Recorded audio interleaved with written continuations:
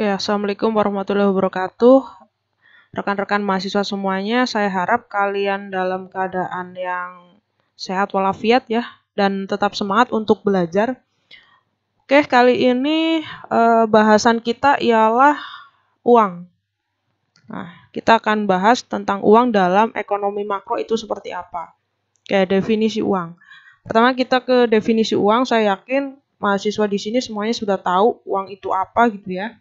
Dan pasti sudah sering bergelut memegang ataupun mencari uang gitu. Oke, uang itu apa sih? Gitu ya. Uang itu apa? Kenapa kita harus mencari uang gitu ya? Jadi, uang itu adalah sesuatu yang diterima atau dipercaya masyarakat sebagai alat pembayaran atau transaksi. Jadi, kalau kalian lihat uang itu dalam bentuk logam, kertas, maupun yang sekarang banyak beredar adalah dalam bentuk uang digital ya. Dan tidak semua kertas itu orang anggap sebagai uang, karena uang itu harus sesuatu yang dipercaya oleh masyarakat. Kenapa orang-orang kita percaya bahwa kertas yang bertuliskan 100.000 itu uang? Karena pemerintah sudah memberitahu ya, atau kita sudah sepakat bahwa yang dimaksud uang kertas ialah yang dikeluarkan oleh Bank Indonesia. Jadi kalau dikeluarkan oleh yang lain bukan uang. Contohnya maksudnya gini, ketika kalian main uang monopoli kan itu tidak bisa dianggap uang, atau ketika kalian punya uang mainan itu juga tidak bisa dianggap uang karena semua orang sepakat bahwa itu bukan uang gitu ya, meskipun bentuknya hampir sama dengan uang dan sama-sama dicetak dengan kertas. Tapi yang kita percayai atau kita anggap sebagai uang resmi ialah uang yang dikeluarkan oleh, kalau di negara kita, Bank Indonesia.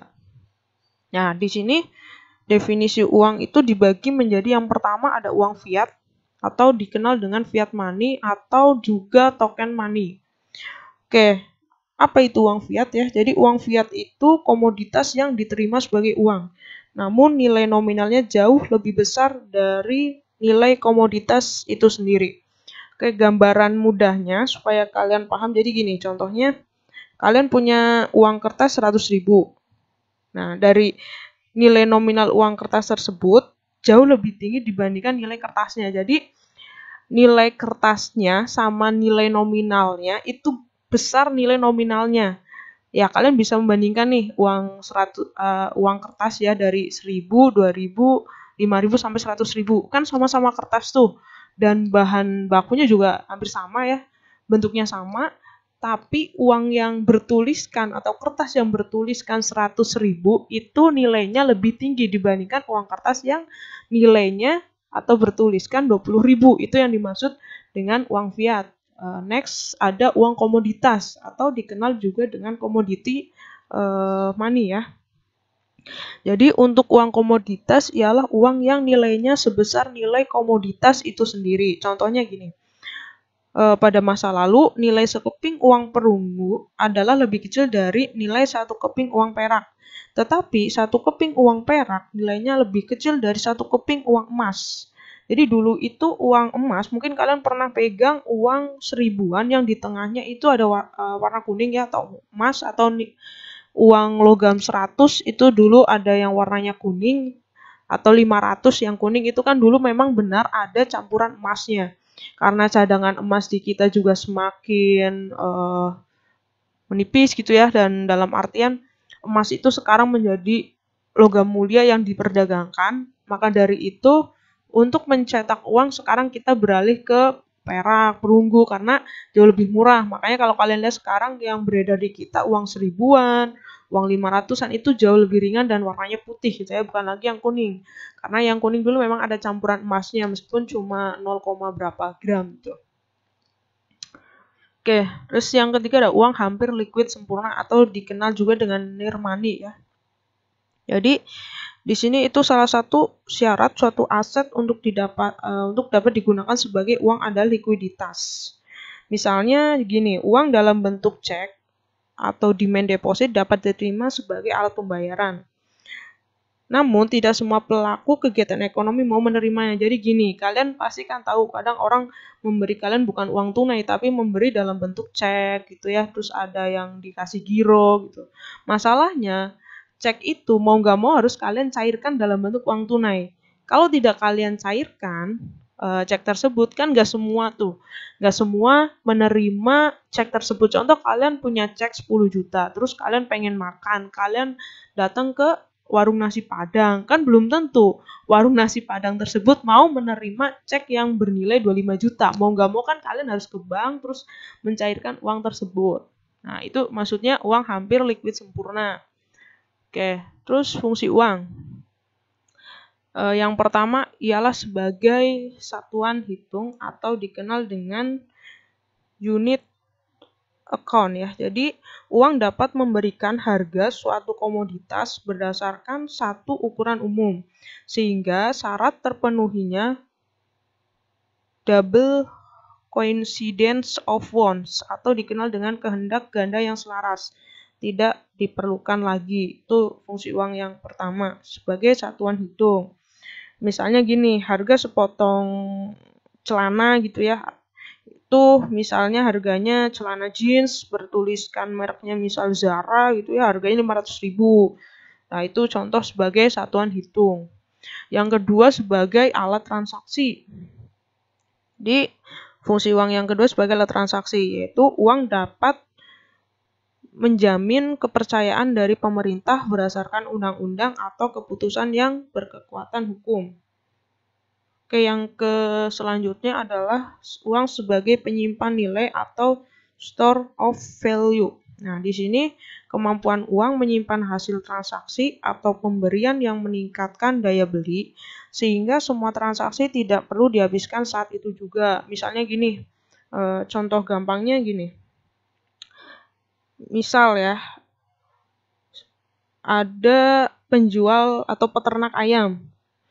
Ya, panggil saja namanya Maya gitu ya. Maya menjual 1000 ekor ayam, nilainya 20 juta. Nah, itu. Jadi, karena uang memiliki fungsi penyimpan nilai, maka Maya dapat menyimpan uang hasil jual ayamnya tadi yang 20 juta tadi di bank gitu ya, dengan harapan bila suatu saat dibutuhkan uang tersebut bisa diambil dengan mudah sebagai penyimpan nilai. Itu contohnya. Yang keempat, fungsi uang selanjutnya yaitu sebagai standar pembayaran di masa mendatang. Jadi di sini memudahkan balas jasa atau pembayaran di masa mendatang menjadi lebih mudah dihitung karena diukur dengan daya beli dibandingkan bila diukur dengan nilai komoditas tertentu. Contohnya di sini lebih ke transaksi utang piutang, terus gaji yang kalian terima gitu ya sebagai karyawan atau sebagai pegawai gitu lah. Itu bagian dari standar pembayaran di masa mendatang. Oke, next kita ke permintaan uang. Jadi permintaan uang itu salah satu teorinya ada teori permintaan uang klasik. Nah, yang dimaksud teori permintaan uang klasik, menurut pandangan ekonom klasik, fungsi uang hanyalah sebagai alat tukar. Jadi menurut para ekonom, dia itu menganggap uang itu hanya sebagai alat tukar. Karena jumlah uang yang diminta berbanding proporsional dengan tingkat output atau pendapatan. Bila tingkat output meningkat, maka permintaan uang meningkat. Begitu juga sebaliknya. Jumlah uang yang dipegang oleh masyarakat bukanlah semata-mata nilai nominalnya, tetapi juga daya belinya, yaitu nilai nominal dibandingkan dengan tingkat harga atau dikenal dengan sebutan real money balance, gitu ya. Terus untuk rumus permintaan uang di sini kalau dalam teori permintaan uang klasik itu rumusnya seperti yang ada di slide ya, itu dalam kurung M dibagi P gitu ya, D sama dengan K kali Y. Keterangannya rekan-rekan mahasiswa bisa membacanya sendiri di slide. Kan ada untuk M itu lebih ke nilai nominal uang, ada tingkat harga, pendapatan, K itu sebagai proporsi permintaan uang ya. Oke, selanjutnya ke permintaan uang. Teori yang kedua itu teori permintaan uang Keynesian yang dibagi menjadi 3 motivasi. Yang pertama ada motivasi transaksi atau dikenal dengan kebutuhan transaksi. Di sini alasan daripada teori permintaan Keynesian itu sebenarnya lebih ke alasan masyarakat memegang uang. Terus untuk motivasi transaksi atau kebutuhan transaksi itu memiliki 4 karakteristik. Yang pertama untuk memenuhi kebutuhan sehari-hari. Yang kedua sebagai alat tukar.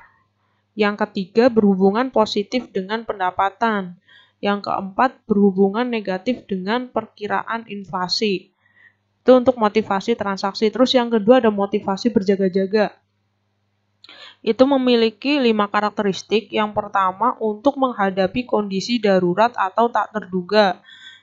Misalnya kalian tiba-tiba jatuh sakit, itu kan harus dirawat misal gitu ya.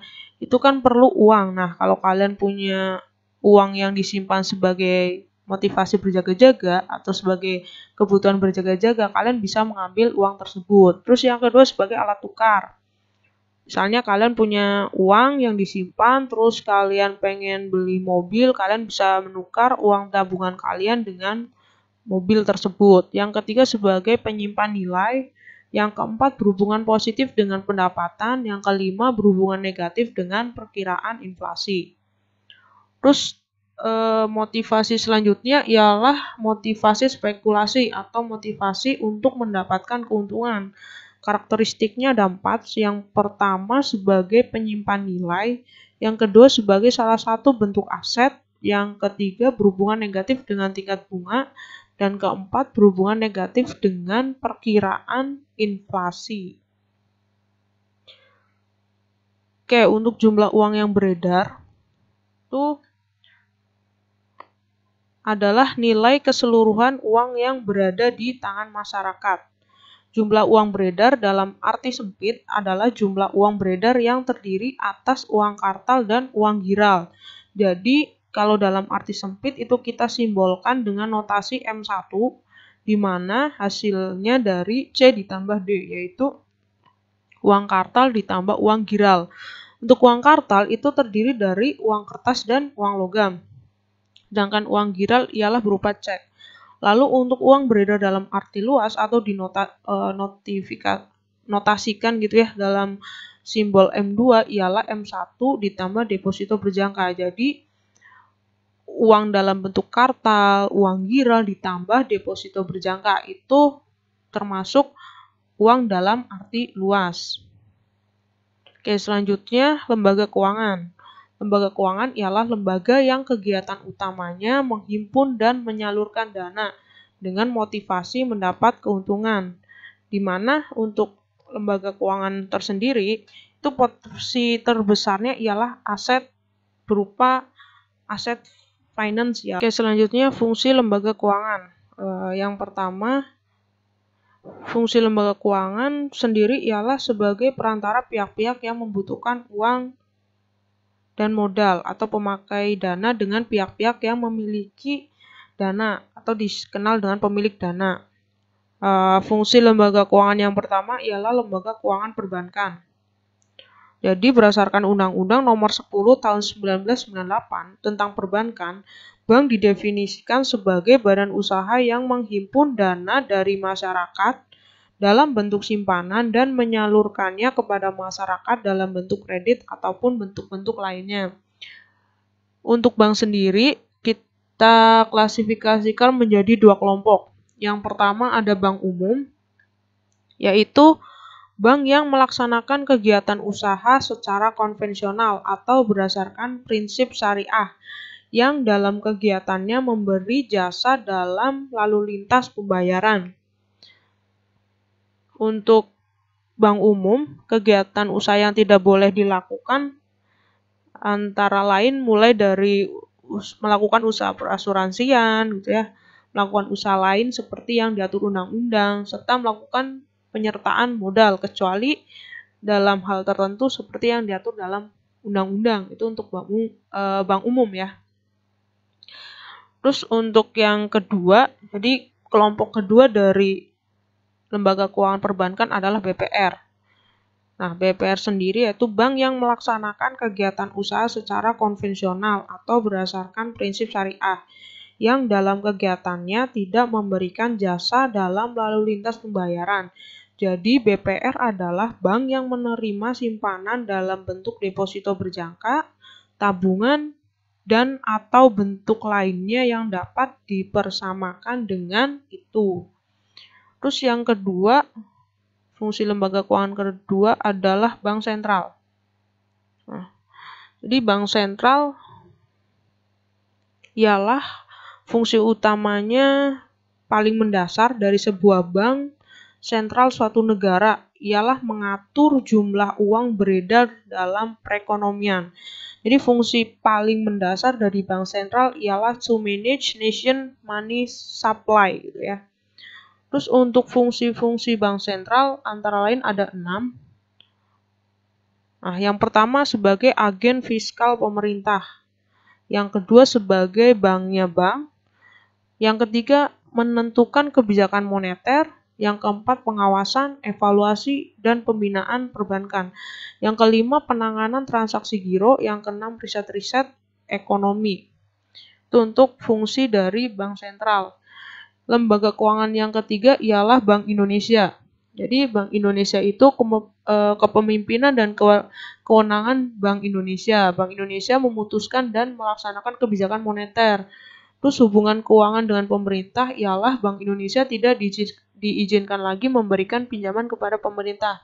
Demi menjaga independensi, Bank Indonesia wajib membagi hasil kegiatan usahanya kepada pemerintah berdasarkan pembagian yang ditetapkan. Yang keempat, fungsi lembaga keuangan ialah lembaga keuangan bukan perbankan, terdiri dari perusahaan asuransi, yaitu produk jasa yang ditawarkan adalah perlindungan finansial untuk menghadapi berbagai hal yang kurang menguntungkan. Terus yang kedua ada lembaga dana pensiun. Ini lebih ke produk jasa berupa persiapan dana pensiun gitu ya. Terus yang ketiga ada perusahaan investasi, di mana jasanya ialah produknya lebih ke peningkatan kemampuan membeli atau memiliki berbagai jenis atau tipe aset finansial. Yang keempat ada perusahaan pembiayaan. Ini lebih ke produk jasanya ada leasing, anjak piutang, pembiayaan konsumen, dan kartu kredit. Dan terakhir adalah pegadaian, merupakan lembaga perkreditan berdasarkan hukum gadai. Jadi itu ada penjelasan singkat tentang uang dan lembaga keuangan yang perlu rekan-rekan pelajari. Selanjutnya, rekan-rekan silakan membaca lagi lebih banyak referensi tentang uang dan lembaga keuangan.